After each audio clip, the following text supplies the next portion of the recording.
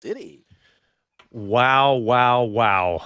I think that is the only way I can react to that Formula One race. That was unbelievable. Unbelievable. Welcome to the show, everybody.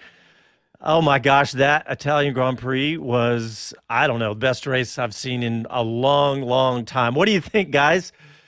And there was no weather either. Imagine Yeah, if there was weather involved. unbelievable. Oh, Unbelievable. absolutely. The best I've seen in a long time. Uh, I, I got to, Dave, think on it. I'm going to throw a question your way later on.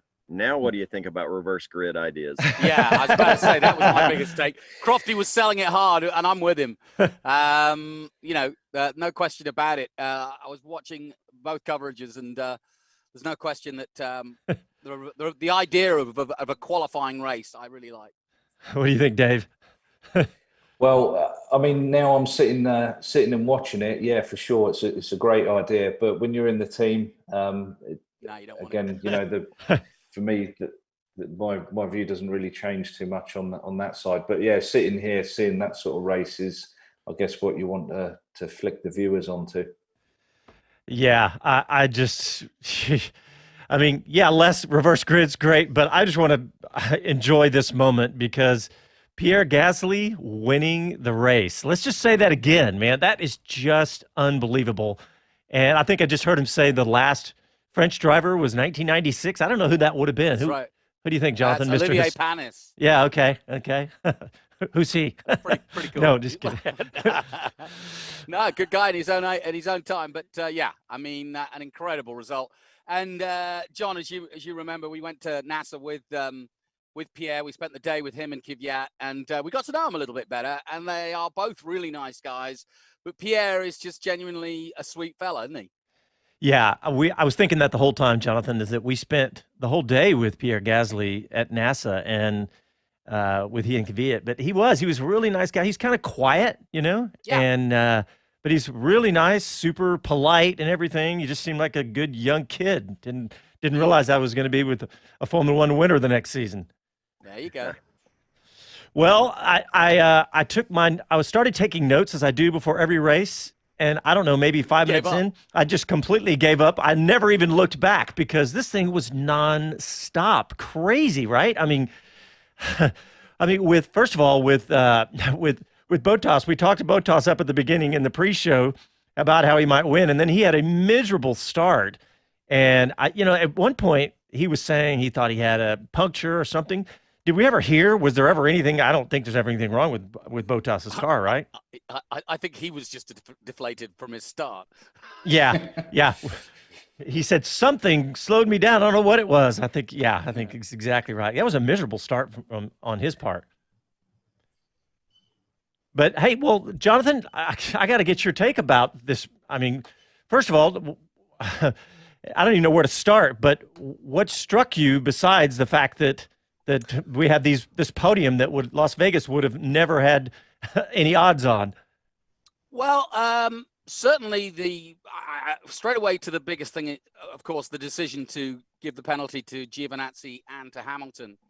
I mean, you saw Toto Wolff trying to argue it with his team, and Lewis, claiming that there was no light there. But as the rules, so he actually did go to the steward's office. Jenny Gao found out, and he did actually go to the stewards to check that they'd got it right, and they absolutely got it right. There were two lights saying closed pit lane around the parabolic, and whether you see them or not, it's up to the team to see it. Dave, I'm sure, will back me up here.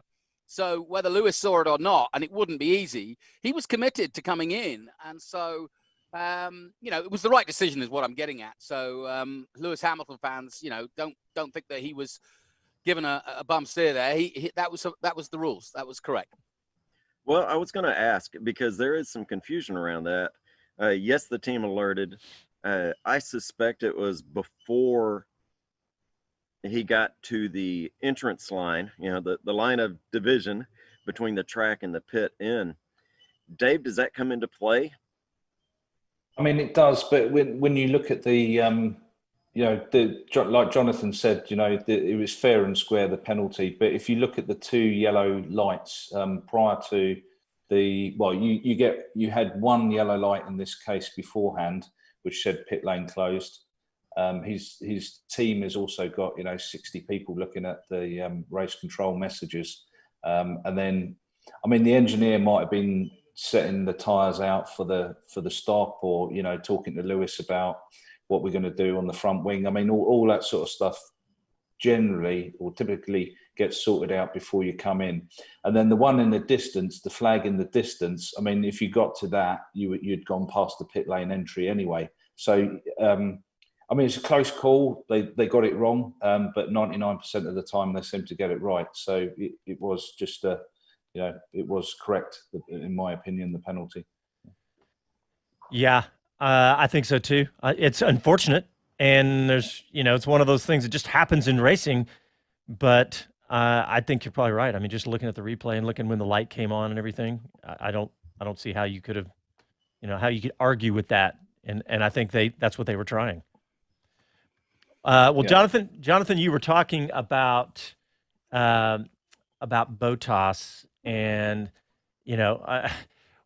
what about the chance of, at one point I thought he might actually come back and win the race, but what about his drive? Do you think that just screwed up his drive all the way through the race?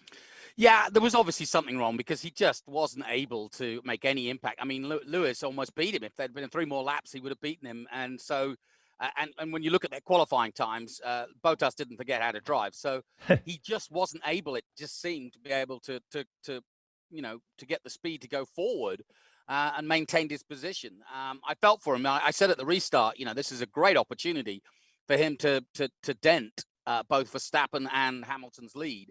But unfortunately, it's only a few points now. I think he was 2 places off Hamilton, but he will have gained points on Verstappen for that retirement. I'm just looking at the images of Gasly right now and the AlphaTauri team. This is just mind blowing. Dave, I know you guys at Haas didn't win, but you had some amazing races. I think of Australia. What's the team thinking right now? This is just euphoria, I guess. Yeah, they're just on cloud 9. It's scoring points is one thing when you're fighting in the midfield, but to be on the podium is different. And then, of course, to win the race, you just can't really imagine it. You're with a group of people that are all working so hard and thinking they're going to pick up a point, and then all of a sudden tables are turned and you come back first. It's fantastic. I'm really pleased for Pierre. He deserves it. He had a tough weekend last weekend, year after the death of Antoine. Yeah. So I think that goes out for him. He's put it down. It's not the first time AlphaTauri, Toro Rosso have won a race there. Last time was Sebastian Vettel. Maybe he needs to try and go back there. They got a winning car. And you know what, guys? This was not just some fluke. Gasly's been fast, and he was fast. So, the car is fast, and he's done a great job. This was not in a way, but it's not a complete fluke that it wasn't just some, pouring down rain and he got dumped into the lead position at the last minute. And he was able to hold off Sainz for the rest of the race. Well, we mentioned a week or two ago that Albon better be paying attention because we know that Red Bull has no apprehension about swapping drivers back and forth. Turnabout's fair play. Yeah. What were you going to say, Jonathan? Yeah, I was going to say, for me, driver of the weekend, absolutely Carlos Sainz. Gasly won, but he was in the right position at the right time. But to me, that 3rd place start from Sainz gave him the lift he needed to be in the right place at the right time. And, to me, hats off. One more lap and he would have won the race. Yeah. Yeah, agreed. Yeah, he was definitely in the zone. And the other guy we should probably pop a hat to is Lance Stroll. He was on fire this weekend as well. Definitely has that seat. Like I said, I used to play with the daddy's boy syndrome and say, Lawrence Stroll's a businessman. If he doesn't perform, he'll get rid of his own son. But to be honest, after what I've just witnessed in the last few races, if it was a choice between Perez and the boy, I would keep the boy. Yeah. So that I guess that puts the championship pretty nicely for McLaren taking third. I think I'm correct in saying. Yeah. You got 2 really good points finishes there today, which Carlos hasn't scored in the last few races. But Norris is there banging 4th place. You know, that would be an awesome result normally for McLaren. Yeah, I'm waiting. I haven't done the math yet, but I wait to see the driver standings too, because I want to see where Pierre Gasly jumps to, because he was in 12th with 18 points. He's going to be up near Charles Leclerc. So yeah, say that. Imagine that an AlphaTauri driver's points were going to be up near Ferrari. Just unbelievable. But I got you covered, buddy. Lando Norris, 6th place right now with 45 points. Yeah. Charles Leclerc in 5th place with 45 points. Oh yeah, is that? Wow. But that's updated, huh? I believe that's as of the moment. Well, where did that end up putting Pierre Gasly though? Because after 25 points today, that would put him at like 43. So he's got to be right there. He's 12th. He's 12th with 8. Sorry, no, that isn't updated. Yeah, that's not updated. Yeah, that's okay, my that point. Is not updated. Yeah, so yeah, he's going to be right up there with Leclerc. Norris has obviously got some points, but that'll put him right up there with Leclerc. So that's hard to say. Unbelievable. That should, that'll put Bottas back ahead of Verstappen, I believe. Yeah. Well, all right, guys, Jonathan and Dave in particular, with your long histories in Formula One, where does this race stand for you? Where, I mean, I know it's hard to do that right after a race, but where does this, is top 10 of all time for you or anything? I wouldn't say top 10 because of the fact that there was a jumble because of the red flag, but it was good, and I think it was more important to see other cars for a change, and also see the mettle of some of these younger drivers with a chance to lead and race for a championship. Nobody wants to see just one car winning every weekend, not even Hamilton. And to watch Hamilton do what Hamilton does well. I mean, he proved just how good he is by the fact that he made up that many seconds. I mean, just shows you how confident he is. He said to his engineer before they even started the restart, I can make 5 seconds up in that two laps. I mean, wow. Yeah. Yeah. And, I'm just looking at this podium. Speaking of wow, I mean, wow, looking at those 3 guys on the podium. I mean, and Dave, we're talking about Lance Stroll. He was in a great position right after the restart, right? And he lost some ground, but he made up the ground. He had some amazing passes to bring himself back onto the podium. Yeah, I mean that's the one bit that impresses me about Lance. He's definitely got a good car under him, but he does overtake, and that's a really good bit to see. He put himself in positions where he can go for the overtake. I think he's a racer. I do. I think he's a racer. Mm-hmm. All right, hi guys. We have a caller on the line. We've got George from Virginia. Hey, George, welcome back to Speed City. I recognize that name. Good morning, gentlemen.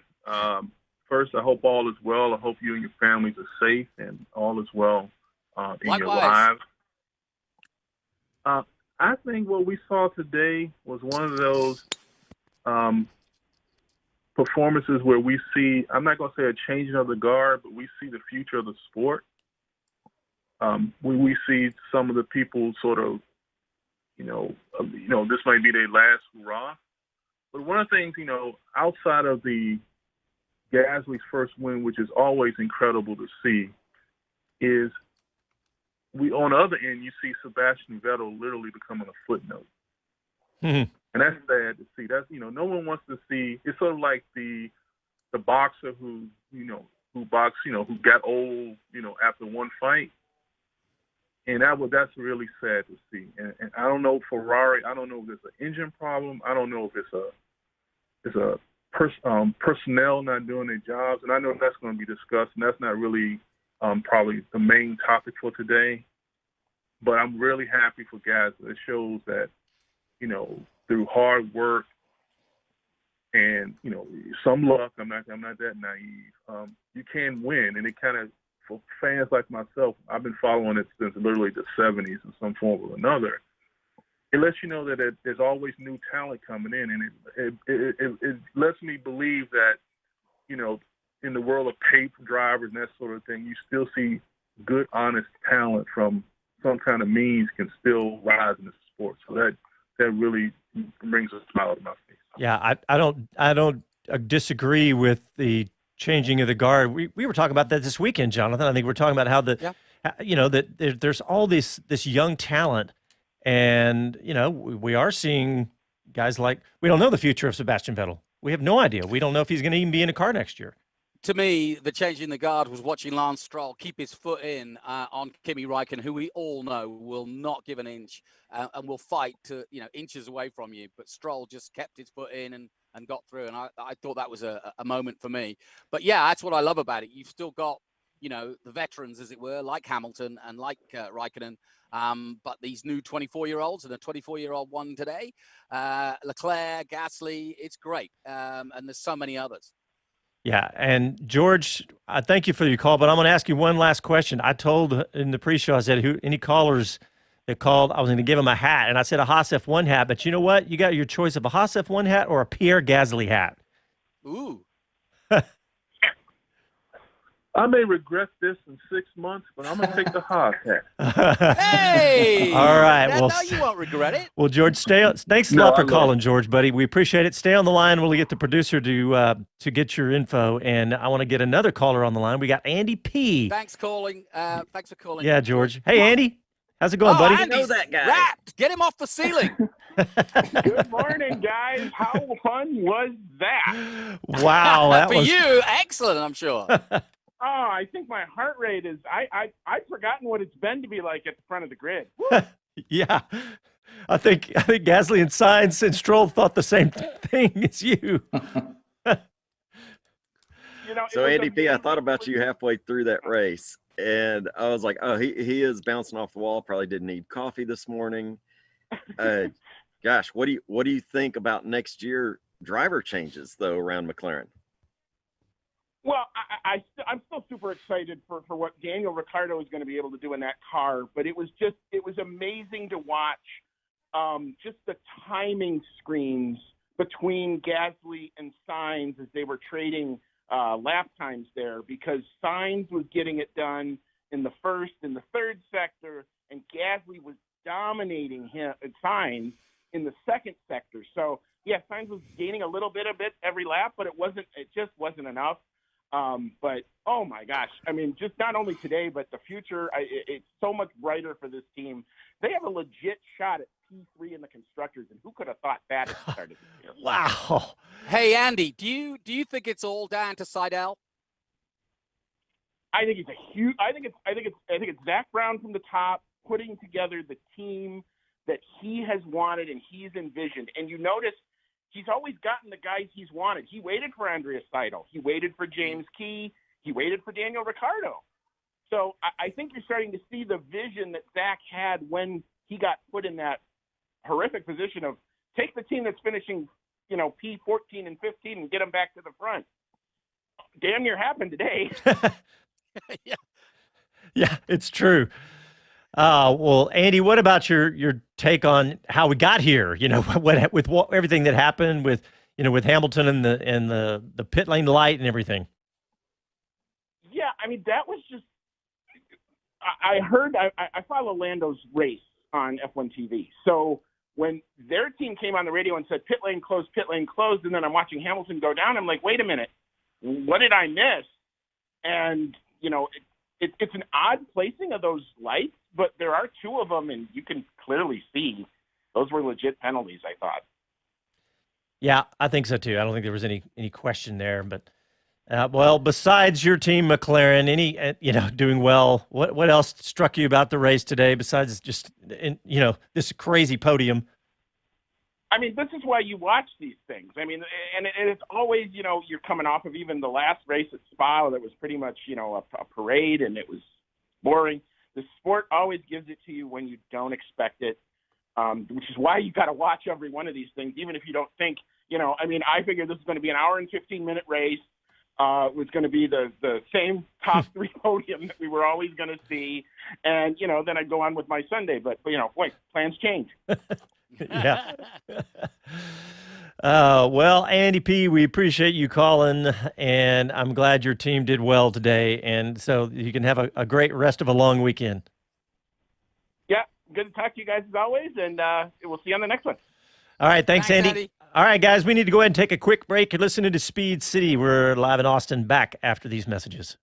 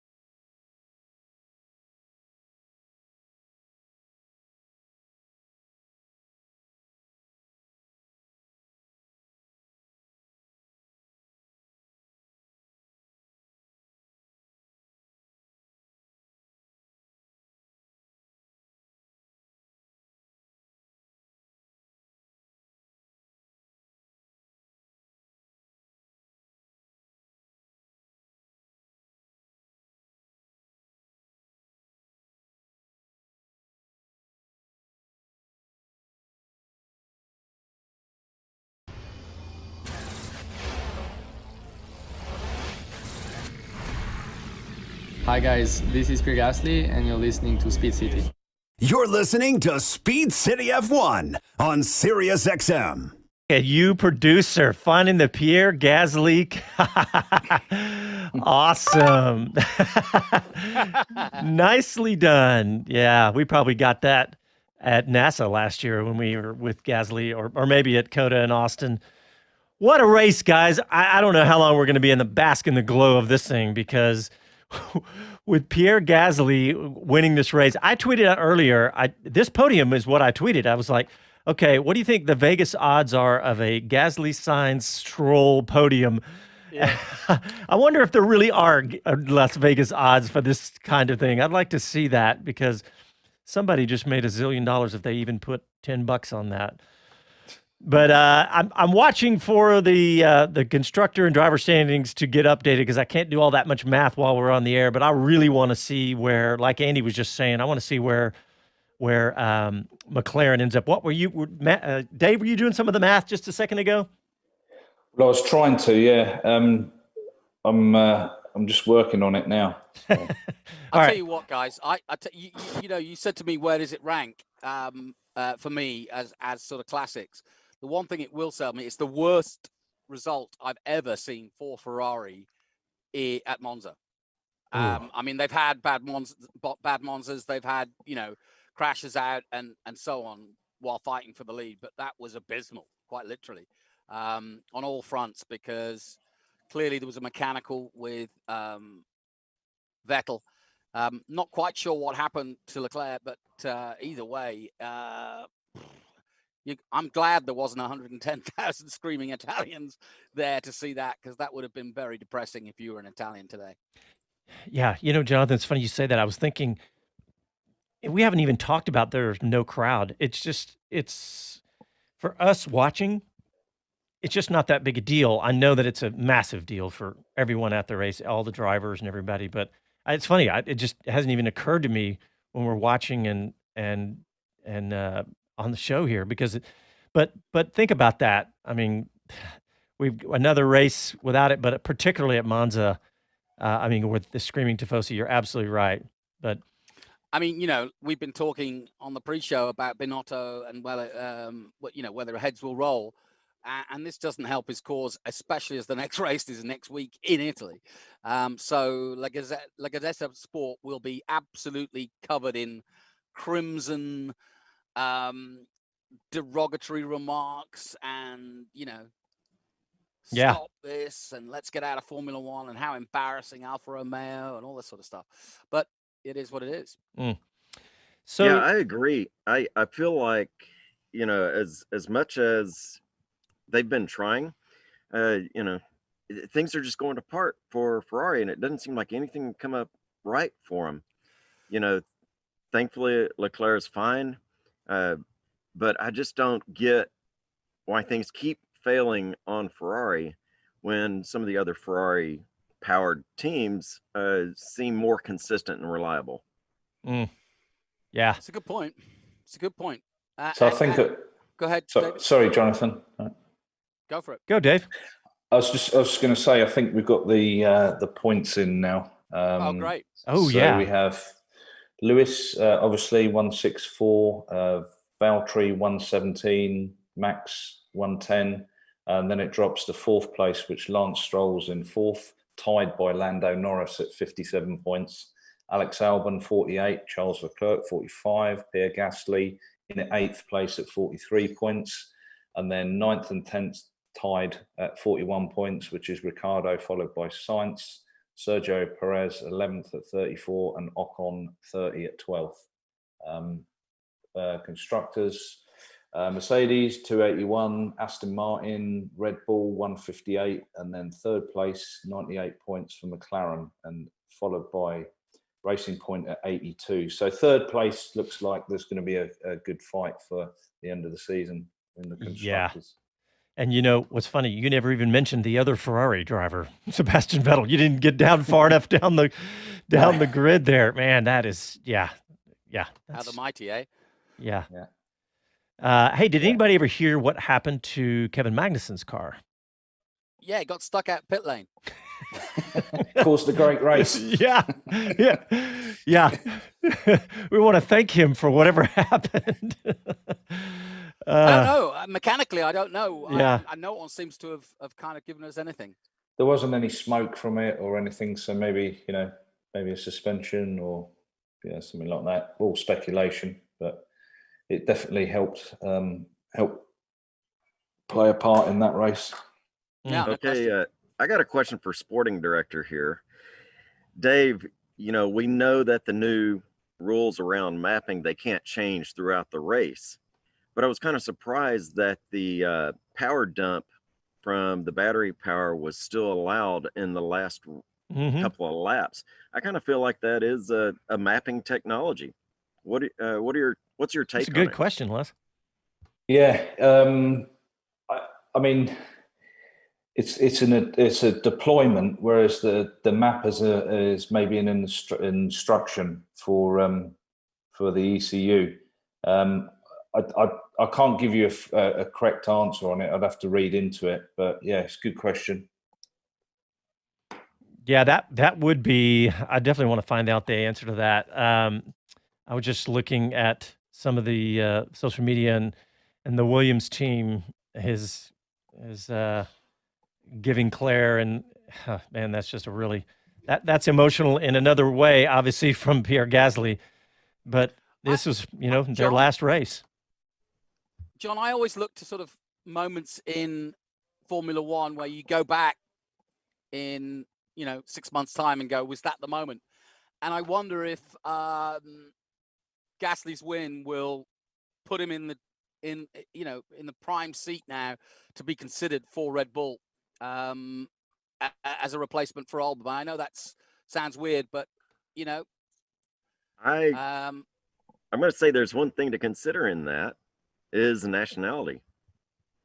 For Albon, I think is a hometown, favorite as the owners of Red Bull that they like having him there. Yeah, but Albon has just not performed really lately. I mean, I know what you're saying, but man, I don't know. I feel like that it's got to be you got to prove your mettle there.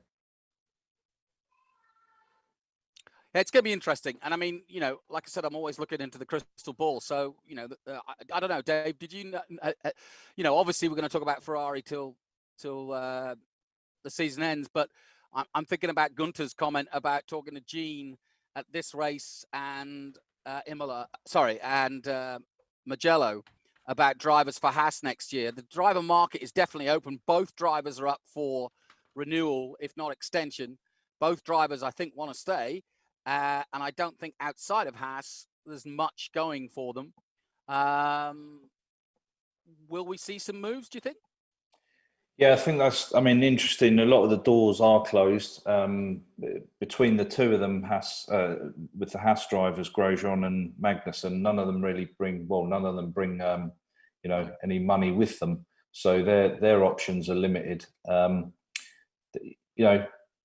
You can't write Hulkenberg off. He's still hungry. He hasn't finished. He's still got a story to tell in F1, I think. And then Perez, it depends what happens with Vettel. We're all kind of writing Vettel off in Ferrari, but if you're not happy somewhere and you're not giving your 110% and you don't want to put everything on the line, there's definitely a couple of tenths there, and then that just shows with him and Leclerc. It depends how hungry Vettel is and whether he wants to carry on with it. Maybe he's coming to the end of his road personally and deciding that he's not prepared to put everything online. He's got a load of cash in the bank, but what will he do? That's the problem. He's always done racing. He has got his family to go and look after, but he doesn't need to work. So I think you'll probably see him there next year, and then that, I would have thought, pushes Perez out, purely because Lance Stroll's doing a fantastic job, and why would you if your dad owns it? So I think it's interesting. A lot of the doors are closed. Pierre Gasly, I don't know what his contract says, but he's definitely someone for the top teams would definitely be looking at, whether he goes back to Red Bull, and also the future. Things change. They all said they wanted Ocon in the Mercedes when either Lewis or Valtteri moved on. But why would you want Ocon now? You've got some other guys that are coming into the mix who've definitely got something to tell. I was thinking go ahead, Les. Sorry, I want to go back to Seb just for a moment. This weekend, when he didn't advance in qualifying, he got on his bicycle and he rode out to the track to one of the turns that he was obviously having some issues with. And he stayed out there for a while watching the rest of qualifying as they came through. To me, that was a little perk or a little upbeat thing that he's still in the game and actually looking to improve. He's not just doing his Sunday drive and going to fulfill his contract. That gave me a little bit more hope that he does still have the passion to improve. What do you think, Dave? Yeah, I mean, I think you could be right, but also the other thing is maybe he just wanted to get away. There's no fans there, and he took his bike out and he didn't want to talk to anyone, and he didn't have to talk to anyone because there's no one around there. That would be my sort of sarcastic answer to it. Well, but I also do think, I mean, we've seen the announcement of Jimmy Johnson retiring, and he is saying that is absolutely what he's going to do. Tony Kanaan looks as though he might be coaxed back out of retirement because of the lack of fans, because he wanted this to be a swan song thank you to the fans. And I do think as a legacy, with this strange year we're having, that everybody will put a footnote and say, let's move on, that it leaves you in a different headspace than a regular season. It must do. And I wonder that might be a factor in Vettel's hanging up the leaving Formula One with a bad taste in his mouth is what I'm getting at. Rosberg did the most beautiful thing. Go out when you're on top. Yeah, looking back now, that looks even more. All right, guys, let's go ahead and take a quick break. And when we come back, we'll continue our discussion about the Italian Grand Prix with the winner, Pierre Gasly. Back after these messages.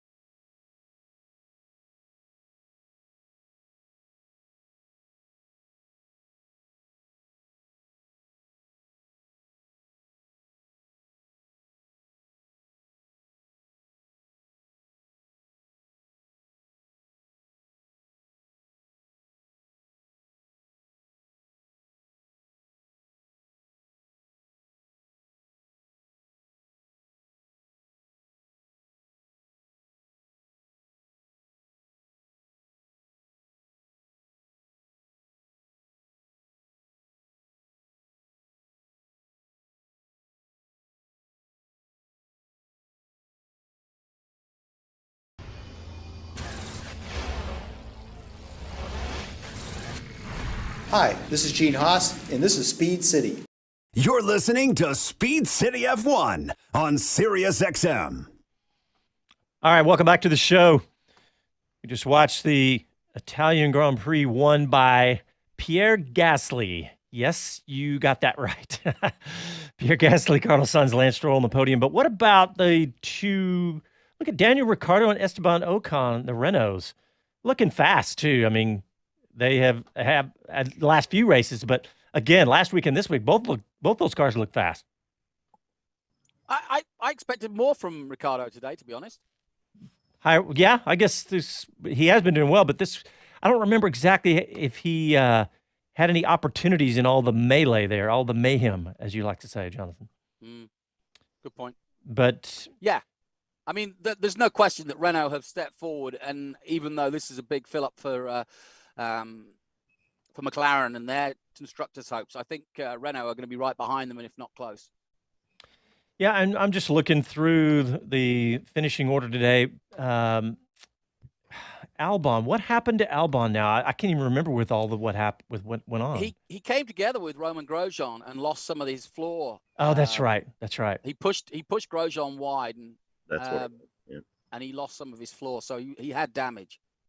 Yeah. Well, it was just an incredible race. So much fun to watch. I love it when we've got the action like this. But I think I want to just go ahead. Nostalgically, I was pleased to see Latifi wrap up where he did in 11th with the exit of Claire and the fact that she waved him on the track. Yeah, and let's not forget that Daniel Kvyat, the other AlphaTauri car, also in the points at 9th. So, man, those guys, the champagne is flowing.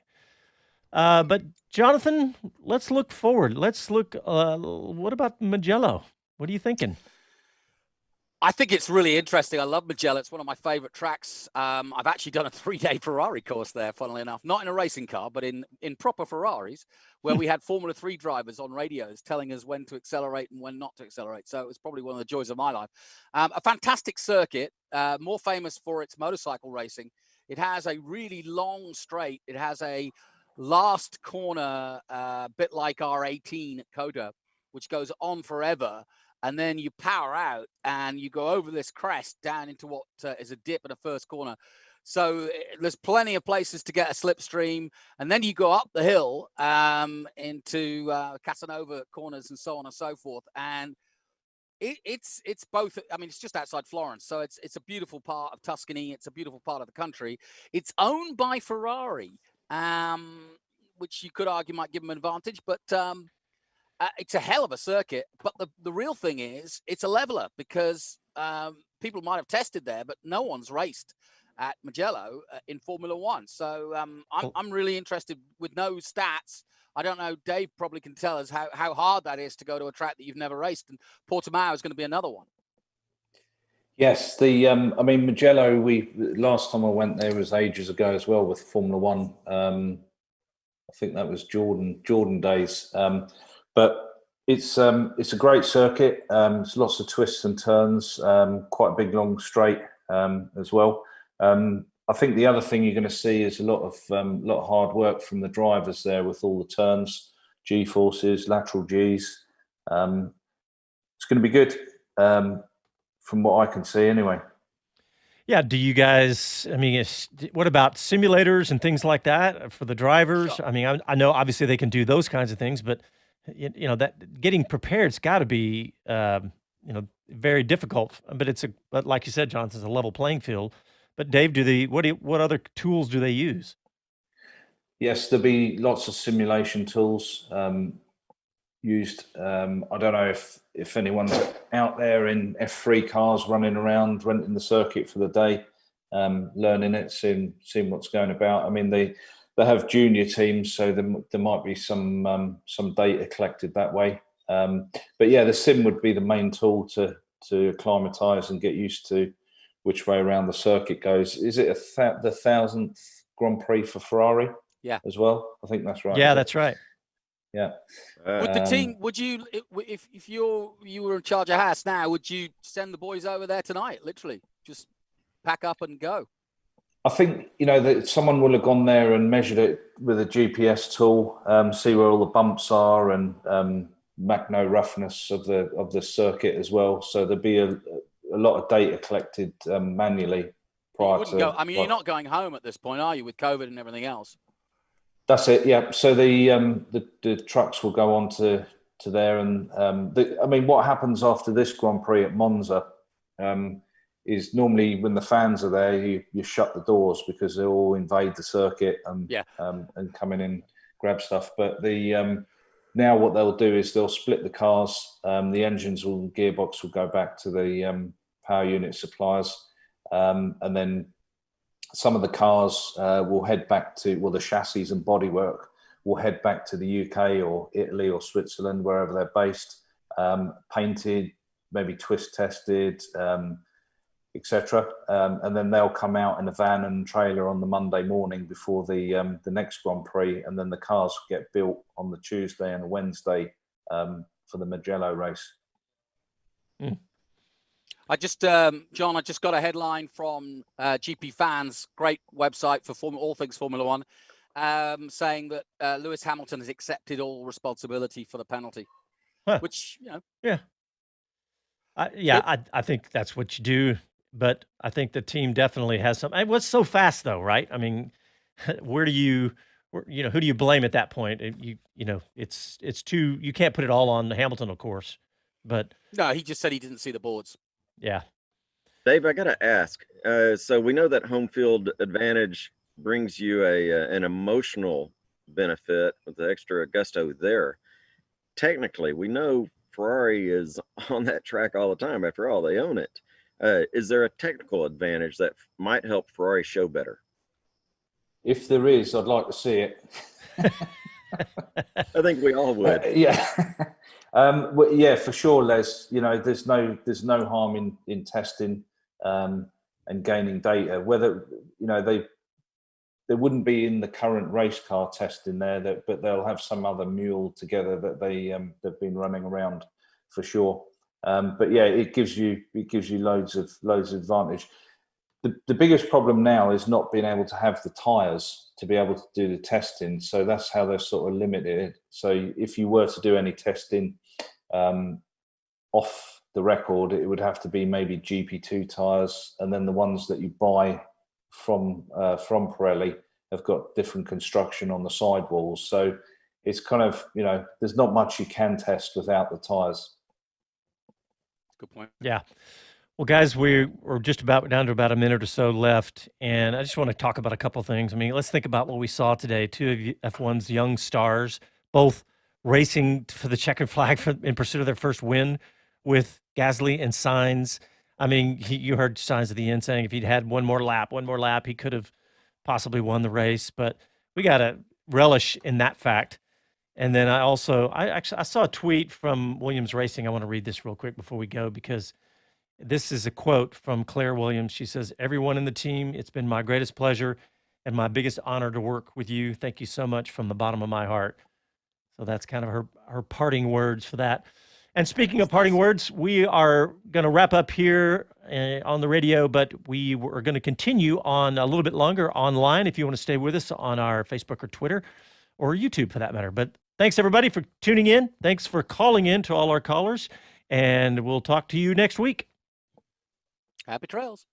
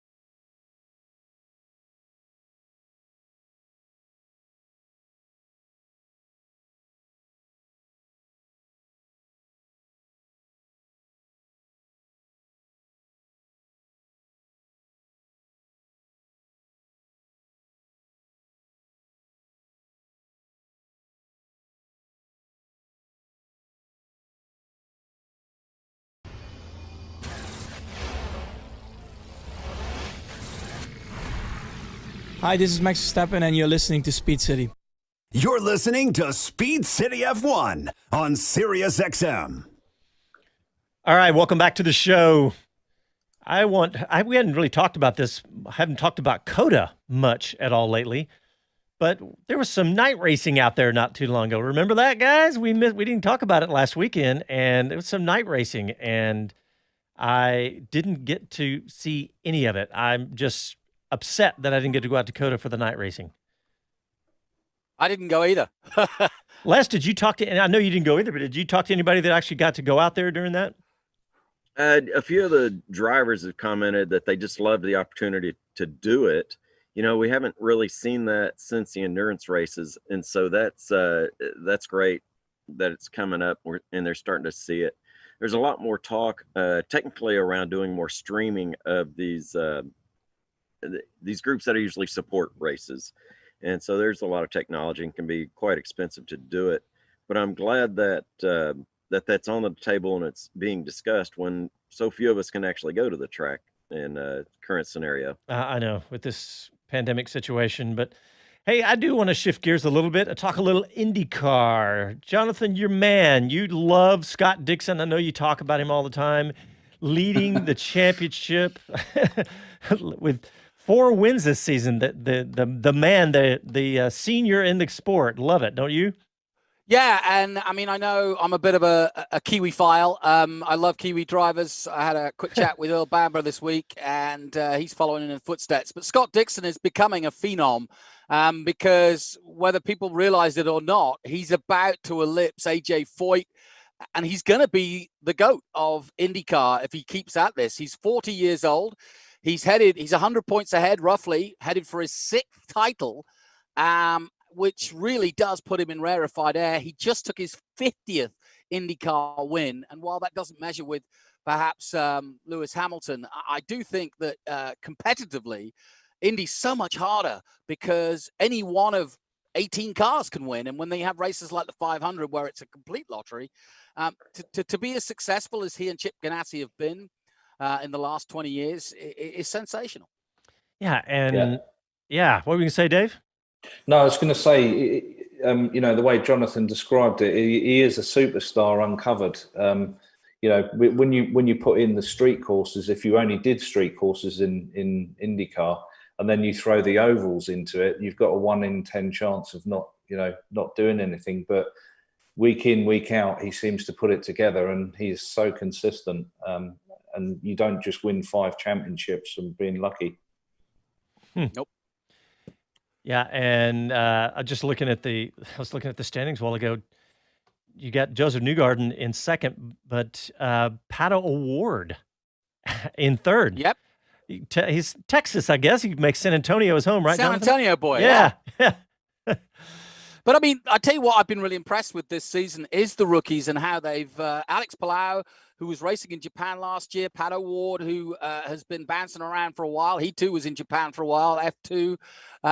But there's some kids that are really taking to the ovals. We always talked about, it takes 4 or 5 years to learn the ovals. Well, these guys aren't. I mean, Alex Palau especially aren't taking any time. Yeah. And you know, and even people like Jack Harvey, who's not a youngster but is relatively new to Indy, having a really phenomenal season, as is Connor Daly. Yeah. You know what, Jonathan, you bring up a good point. Is we did used to say it took years to acclimate to these, but in those years, I mean, since we said that so confidently, we've got simulators of practically every track you can imagine. So that, I think that helps. And as I understand, and I'm betting the same situation for the NASCAR crowd, is they're becoming more and more realistic, not only from the track, but how the car will respond as well. So I get what you're saying, but I think we can say that's a contributor to it. Yeah, I think you're right. Yeah. But I think they're also highly talented, all of these guys. Absolutely, without a doubt. Even Marcus Ericsson has taken to it like a duck to water. Yeah, he's acclimating to Indy and said he was enjoying being around Indy and having a very different culture than he experienced in Formula One. He said it's much more casual. You're much more likely to be friends with somebody in the next garage that you may race against on field. And so I think he's enjoying it, and he may have found a place that he's going to continue to do well as he adjusts to it. Yeah. All the Swedes evidently live in the same apartment complex in Indy. I think we've got to look at the next 10 years here.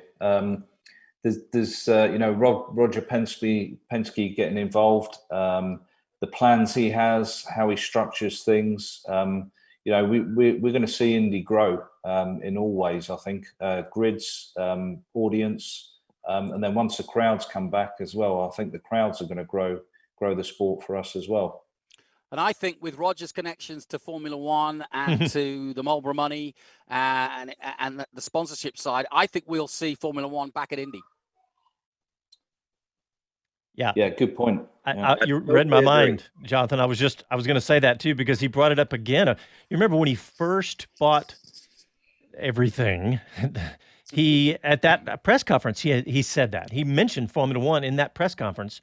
And then I believe I saw a story about, I don't know, 2 or 3 weeks ago where he talked about it again. So how amazing would that be to have F1? I'll tell you what my wishes were when we were still sorting out the remainder of F1 season this year. We're seeing it over in the European Tour where, 2 stops in the same place or very close proximity would be good. I was wishing for potentially 2 stops here at COTA, and then throwing in IndyCar and Montreal as almost the North American route as a quick, easy place to tie in all of the logistics of moving things from one region to another. Obviously, that didn't turn out, but I was sure hoping for that business model. Yep. I was just looking at the IndyCar standings, Jonathan. My boy Connor Daly, he's at 15th this year. And Dave, I want to ask you about him, man. Connor was maybe our first guest on the show ever, almost 10 years ago, and Not far off. Yeah, he was either the first or second. It was either him or Alexander Rossi. I can't remember, but he's been such a journeyman, and they throw him in a different car every year. He's in a different car every week, week to week.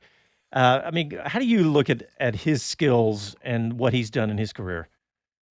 Well, yeah, it's a good question, that. I mean, he's similar to his father. His father was in and out of cars, whatever he could drive, he did. And I think it's unfortunate that he never had the budget to put him in for the whole season. Maybe that will be the making of him, but I rate him highly. And, for, like you say, jumping in and out of cars, different teams, different procedures to follow, etc. It'd just be nice to see him with a straight season under his belt and see what he can do with that. I mean, he's certainly jumping into Max Chilton's car and managing to make it quicker. So he's a good talent, and I think he's going to be around for a while. Yeah, and he doesn't have all the things that come with staying with a team, the consistency of learning how to interact with the car, with the team, with everything, and he just has to start over, learning every time. I'll tell you what, though, he's also done a great job over the years of making sure that he's out there on the business side. But I bet you the first 10 times he was on the show, he was always going, hey, and if there's any sponsors listening, he was always trying to drum up money. And so, Dave, as a driver manager, you're probably going, good job, man. Good job, yeah.